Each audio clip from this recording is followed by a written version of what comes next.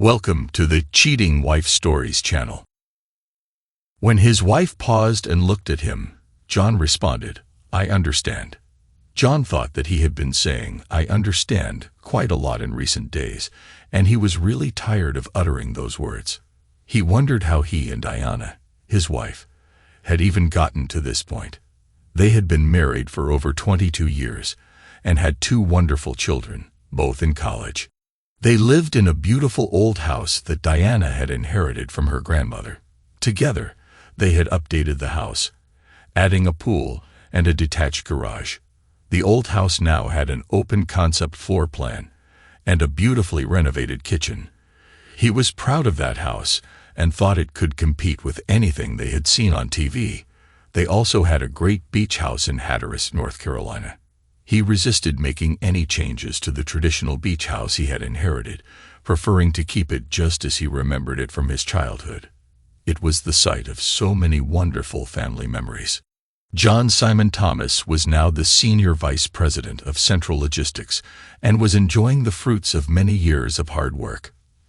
Diana Anderson Thomas had also excelled in her career. She was a senior client manager at Richards & Sons, a securities firm where she had worked for the past 20 years. He thought they had the perfect home, almost perfect children, wonderful careers, and a happy marriage, until he often said, "I understand." But he knew deep down that he didn't really understand what was happening to his life. Diana fell silent and looked at him. "You understand what I'm trying to say." "I understand." He hoped she hadn't noticed the tally he'd made on the sheet of paper in front of him. He glanced at the paper. 32 marks. In the past 2 days, he had said, "I understand" to his wife 32 times. It was time to put an end to these debates. "So, we finally agreed," Diana said. "I'm going to step outside our marriage just once to experience this." She stopped when she saw John shaking his head.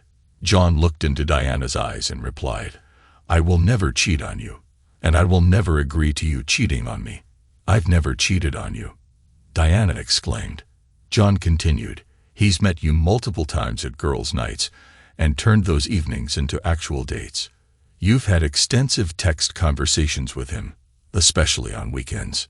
John paused and looked deep into her eyes, causing Diana to lower her head.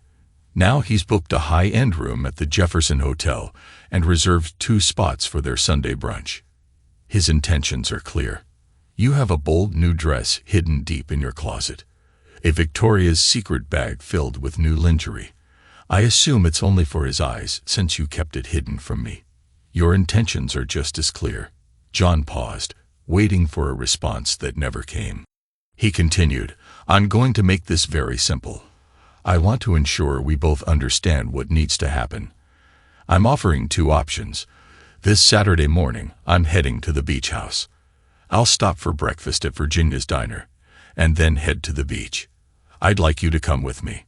We can spend the weekend discussing our issues and see if we can save our marriage.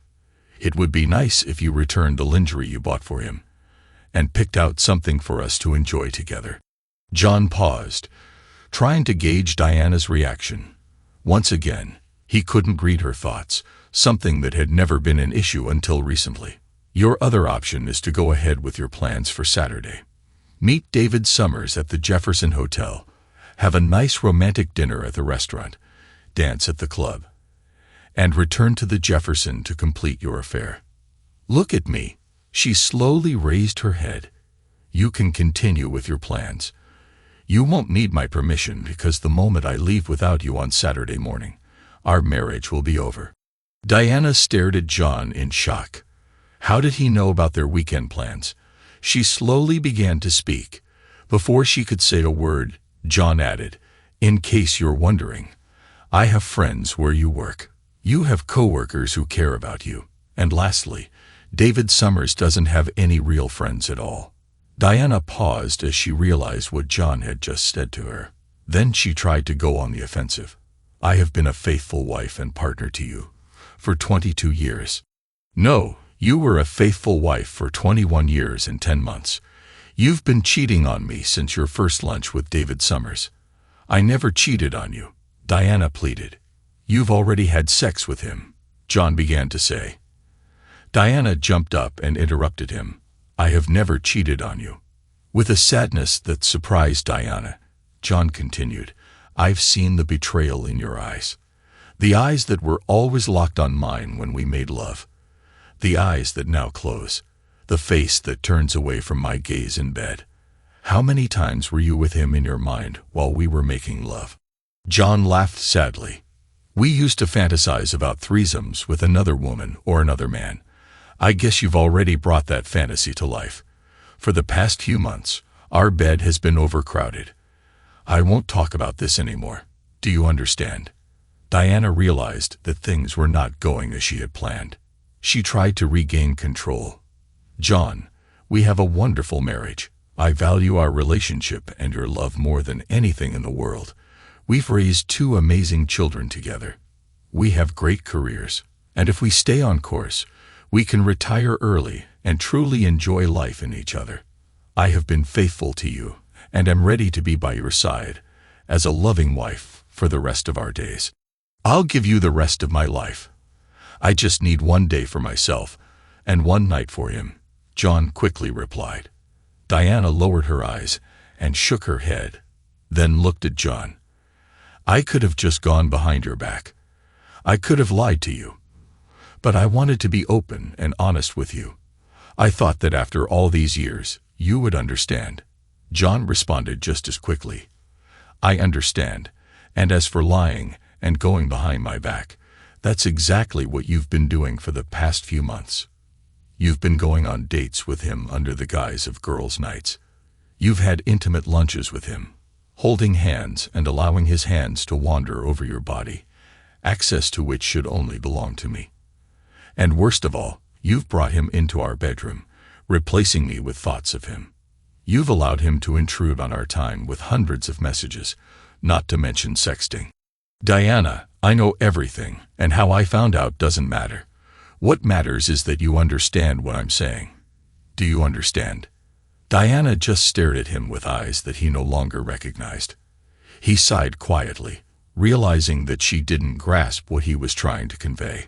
John stood up and left the room. He went quietly, realizing that she didn't grasp what he was trying to convey. John stood up and left the room. He went to their bedroom, brushed his teeth, and tried to sleep, but he knew it would be difficult to fall asleep that night. Diana sat still for a few minutes. Finally, she moved to the couch, picked up her phone, and called her friend Janice. When Janice answered, Diana said, John knows everything. He knows about David, and called her friend Janice. When Janice answered, Diana said, John knows everything. He knows about David and our plans for this weekend. Janice replied, That doesn't sound good. Please tell me you're going to cancel it. Diana quietly responded, I don't know how I can.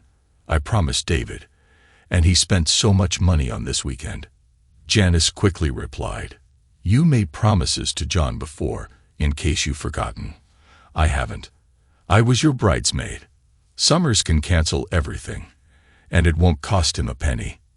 And in any case, that's no excuse to cheat on John. I'm not cheating on John, Diana repeated once more. You are cheating, Janice replied. When I told you about what George and I did, I tried to make sure you understood that I would never have done it without his permission.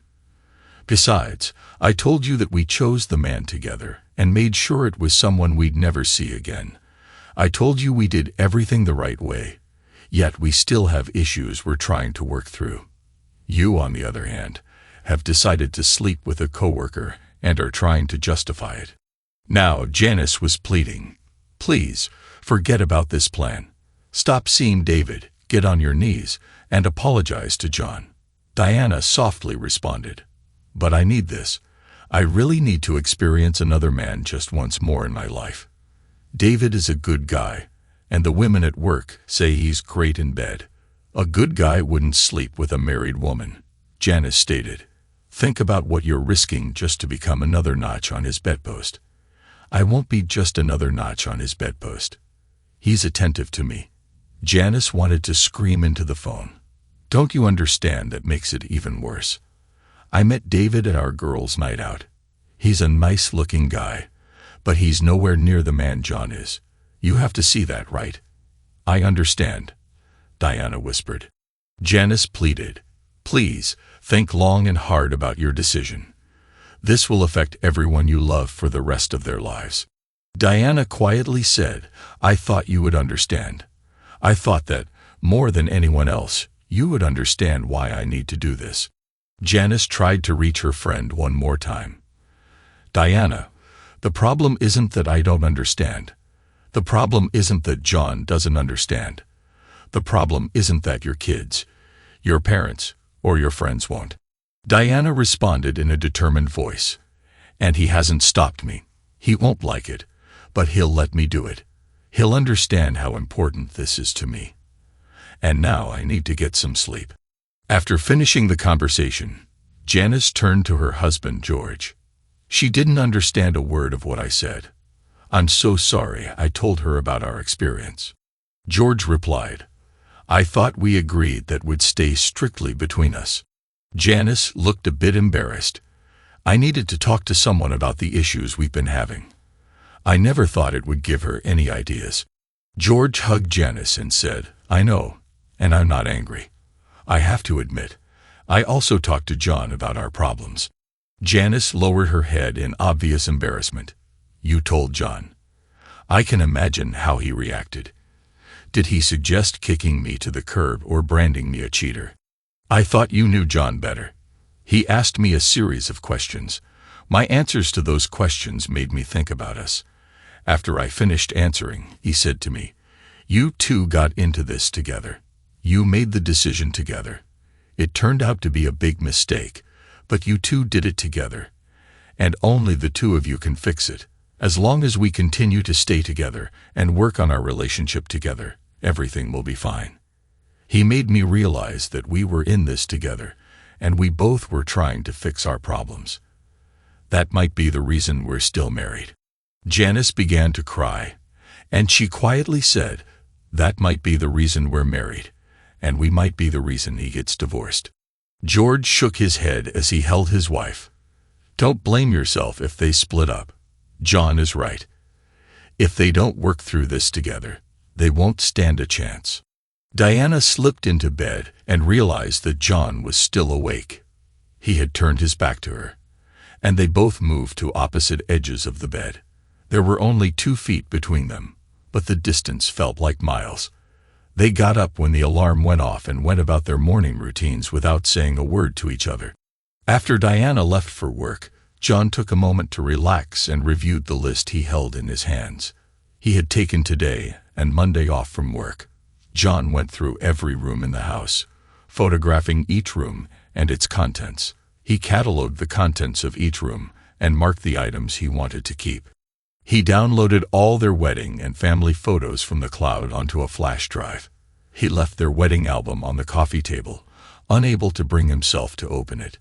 The apartments he had looked at were nice, but he knew he would miss this house. He would keep all the wonderful memories, but he would miss being here. He would miss the woman he couldn't stop loving, and the life they had built together in this home.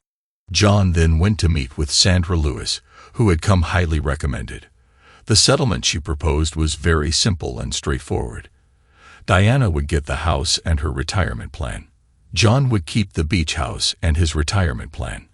He would pay off her car and all the credit cards. Part of their investment accounts would be set aside for college tuition and $10,000 for each child as a charitable fund, and then they would split the remaining funds 50-50. John looked up after reviewing the settlement proposal and simply nodded. Sandra said, "We can file the papers on Wednesday morning." John nodded again, stood up, shook her hand, and left the office. Sandra Lewis realized that her client had said very few words to her since hiring her for the divorce. All their communication had been through email. She sensed sadness and resignation in him. Sometimes she wondered why she chose family law as her specialty. John headed to the bank. He opened a separate account, transferring half of the funds from the old account into his new one. He emailed the form to change his direct deposit to his company's HR department. Later at home, he would update his payments to go to his new bank account. Then he went to see their investment banker. The banker confirmed that all accounts and transfers would require both of their signatures. John informed him that his attorney, Sandra Lewis, would place a freeze on those accounts the day after Diana was served. John felt uncomfortable seeing the expressions of pity and concern on the faces of his longtime advisors. He realized that they were just the first of many acquaintances who would have the same look when the news became public.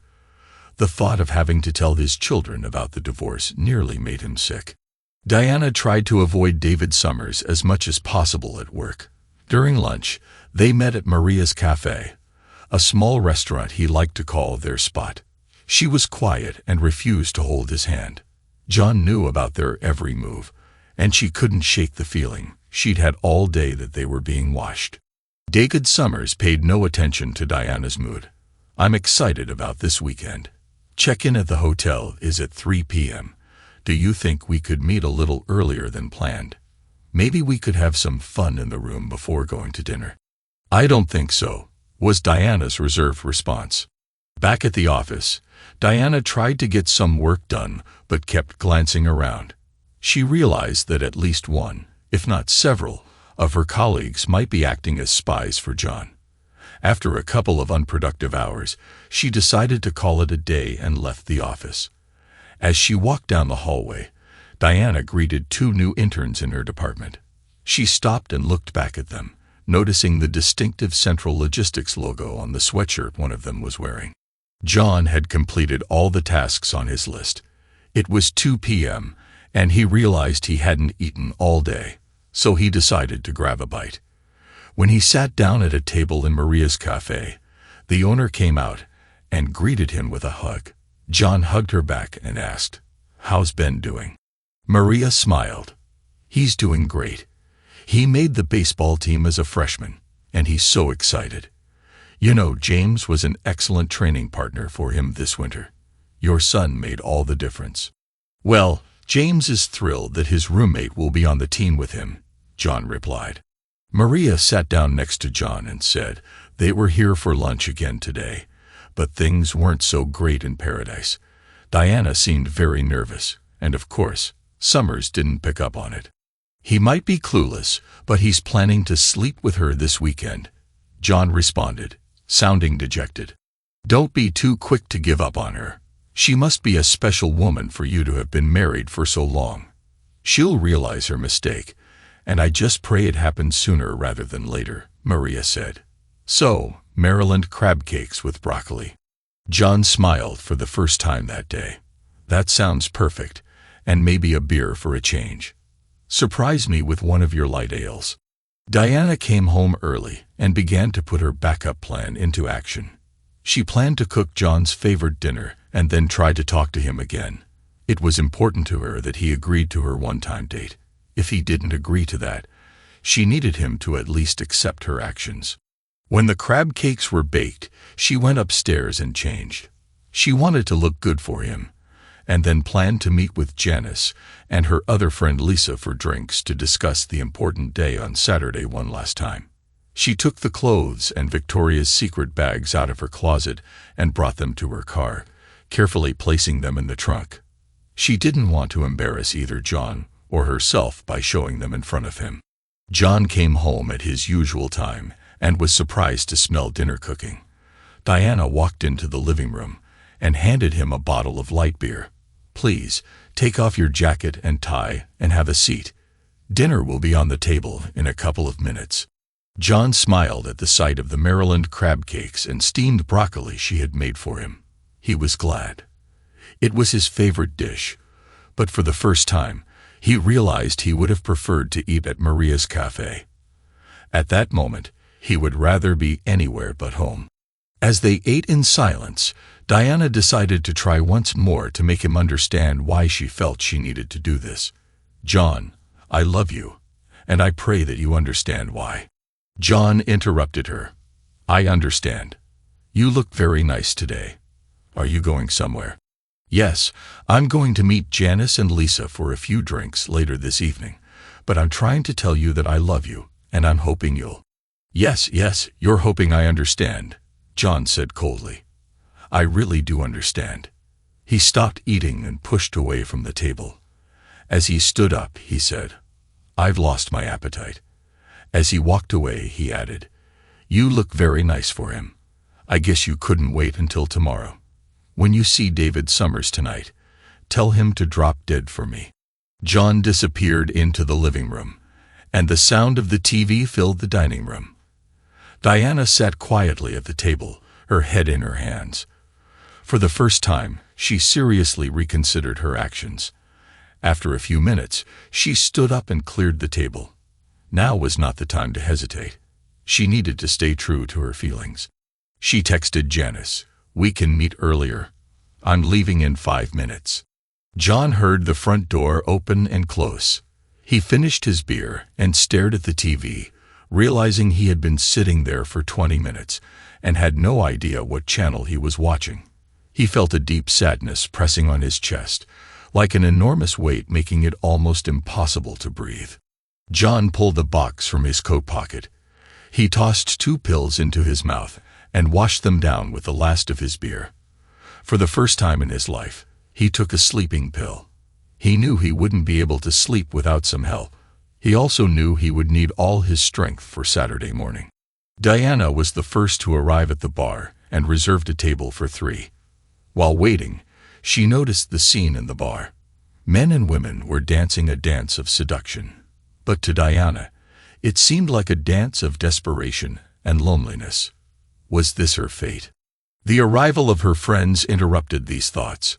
Diana watched as her 2 friends approached the table. She noticed that they seemed tense and braced herself for their confrontation.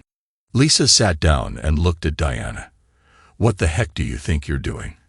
Are you out of your mind? You're going to cheat on your husband with some piece of trash. A jerk from work. Are you going through menopause? Or did you start taking drugs? Or did you fall and hit your head? This is the dumbest thing I have ever heard from anyone, and I used to think you were one of the smartest people I knew. If you go through with this, you must be the dumbest fool I've ever met." Diana simply replied to her friend, "And a good evening to you too, Lisa. Yes, I'm doing fine. And how about you?" Lisa just stared at her. Diana could see the anger and pain in her eyes. Diana turned to Janice. "Your turn." Janice shook her head. "You know how I feel about this little adventure of yours. I would say more, but I'm afraid I can't be as polite as Lisa." Diana smiled sadly. "You think you could curse better than Lisa?" Janice replied without a smile. "Well, no one can swear better than Lisa," but she missed the words fool, cheater, adulteress, idiot, and perhaps the worst disappointment of all. "But there's one thing I really need to say to you. I think you're about to make the biggest mistake of your life. But I love you and will be here to help you no matter what you do." Lisa just shook her head. Darn. What you're planning to do is so wrong and so stupid, but I'll be here for you too. Just so you know, I'll be saying, 'I told you so' over and over again." Diana hugged her friends. "Thank you for your love. I know you can't support what I'm doing, but it's wonderful to know that I can count on both of you afterward. You both know that I don't do anything halfway. I've made a commitment, and now I need to see it through to its natural conclusion." Lisa gently pleaded, "Diana, there's nothing natural about cheating, and committing to infidelity is the opposite of what commitment truly means." Diana sat quietly for a few minutes, then stood up and said, "I need to finish my preparations for tomorrow. I'll bring a bottle of wine. Please stay and have a drink for me." Diana completed her errands and drove up to the dark house. She gathered her thoughts and then sent Janice a long text message. She knew Janice was angry with her, but also knew that her friend would help her. She opened the trunk of her car and realized she couldn't leave her purchases in the car overnight, as they would be too cold to wear in the morning. She hid them in the closet in the downstairs hallway. After that, she slipped into bed next to John and tried to sleep. Sleep didn't come to Diana that night. Finally, at 3 a.m., she got out of bed and went downstairs. She saw the wedding album on the coffee table and thought that if John could look at it, then so could she. After going through 2 pages, she closed the album and began to cry. She had to make him understand. At 5 a.m., she gave up on the idea of sleep and went to the bathroom to take a shower. After her shower, she put on some lingerie from Victoria's Secret and then opened the garment bag to put on the beautiful outfit inside. She pulled out the suitcase she had packed earlier and took it to the car. Then she placed the Victoria's Secret bag next to the suitcase.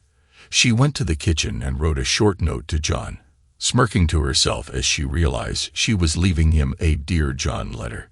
She placed the note on the coffee maker, turned off the light, and walked to the car, determined to finish what she had started. John woke up and looked at the clock. It was 6:15, and when he turned over, he realized he was alone in bed. The thought crossed his mind that she hadn't waited until tonight. He had pushed her toward David Summers. He imagined her lying in David Summers' bed, and the image struck him to the core. For the first time, he questioned himself.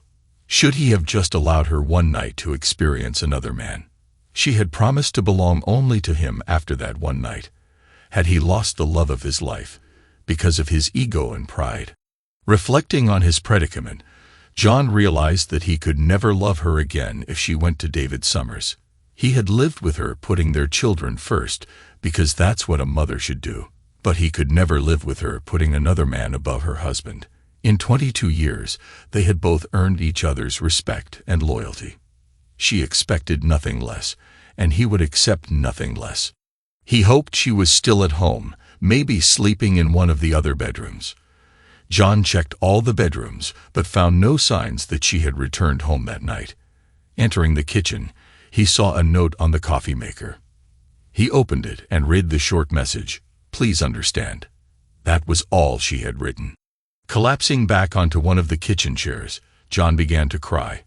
He had feared this moment, but deep down, he still expected that she would stay, forget this crazy idea, and remain his wife. After making coffee, he went upstairs. He quickly showered and dressed, then stuffed a duffel bag with some clothes and headed back downstairs. John filled his thermos with coffee and walked toward the front door. Taking one last long look at the house that had been his home, he turned off the lights and closed the door. The cold morning air hit his face as he descended the steps.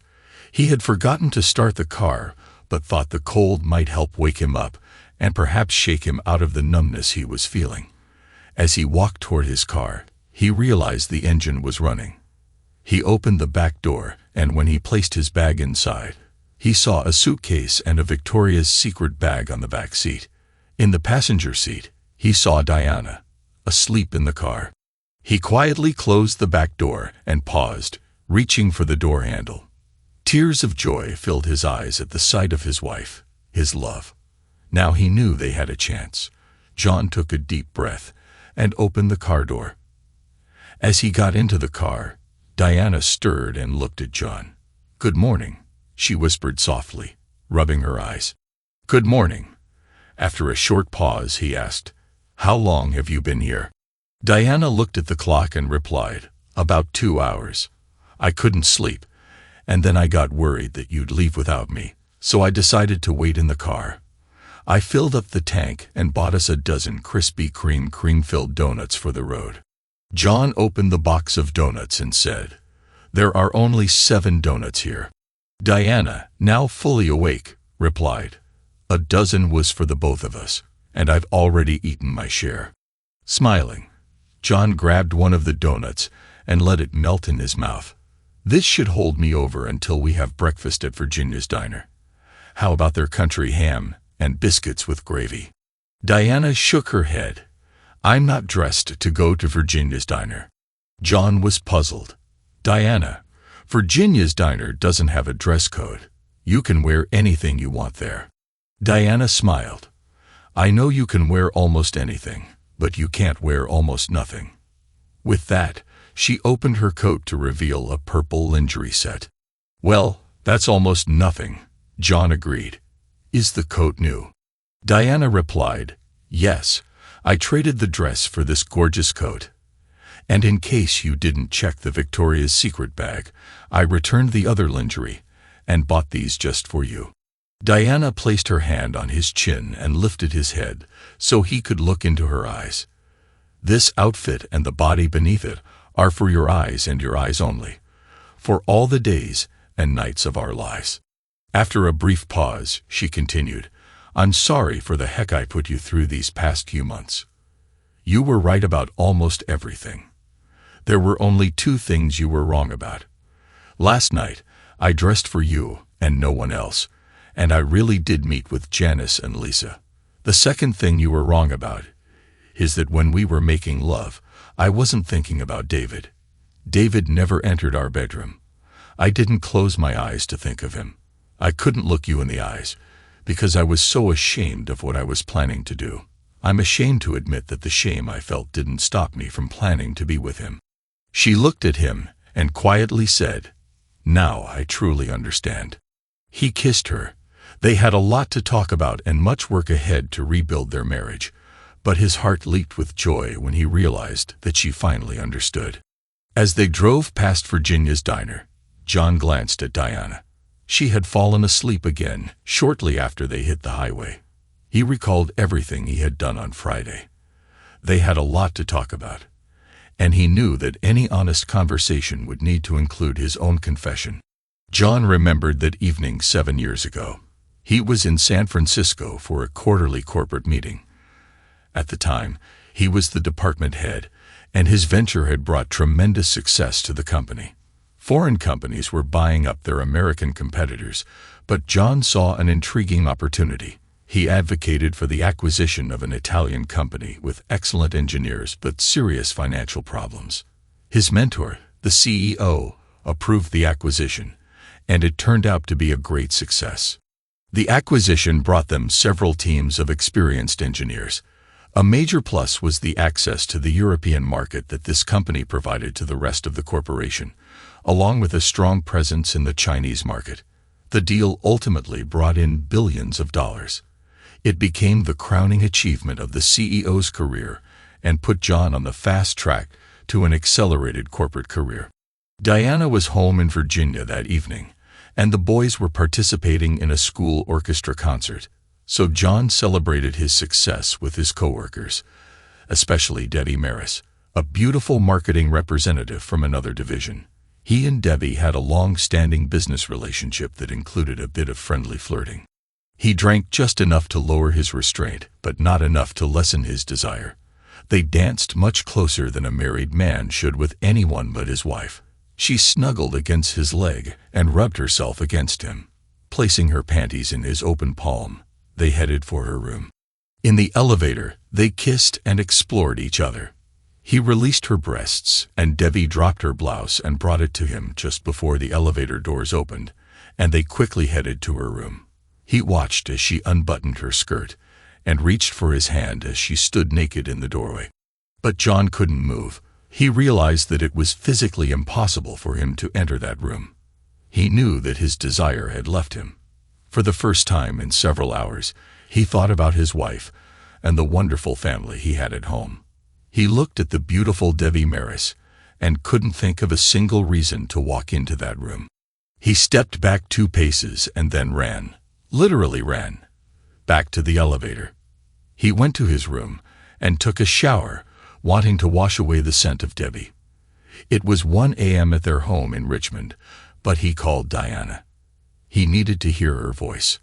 After a few rings, she sleepily answered the phone. John assured Diana that he was okay and that nothing bad had happened, and then he shared the good news. He told her about the success of his venture and the promotion with a huge salary increase. He cried as she excitedly told him how proud she was of him and how she always knew he would succeed. She told him how much she loved him. Through his tears, he realized that he had almost shared one of the greatest moments of his life with the wrong woman. Diana's opinion and happiness were all that mattered to him. As John drove to the beach, he knew he had to tell her. He had to make her understand why he truly understood her feelings. He had been in her place, and that's why he could listen to her and honestly say, "I understand." Once Diana was fully back with her family emotionally, David Summers no longer held any interest for either her or John. David Summers sat alone in Fred Davis' office at Richards & Sons. Fred was the vice president of human resources, and David had been sent to his office as soon as he arrived that Monday morning. He didn't understand why he was there. Sure, he had missed a couple of deadlines recently while pursuing Diana, but he felt confident he could quickly catch up. The meeting disrupted his plans for the morning. He needed to talk to Diana about what had happened over the weekend. Not only had she set him up, but she had also sent two of her friends, Janice and Lisa, to tell him about it. David remembered being terrified of that woman, Lisa. His father had served 25 years in the Navy, but he was nothing compared to how this woman could curse. She had humiliated him right there in the lobby of the Jefferson Hotel. He recalled that even the hotel security seemed too scared to intervene. As he turned to head back to his seat, he froze when he saw the photograph on Fred Davis' desk. It was a family portrait of Fred, his 3 sons, and his smiling wife. Now he knew the last name of the woman who had so thoroughly berated him: Lisa Davis. Now he understood why he was here. Thanks to everyone who took the time to listen to today's stories. If you enjoyed it, please consider liking and subscribing if you haven't already. Feel free to share your thoughts on the events in the comments below. Take care.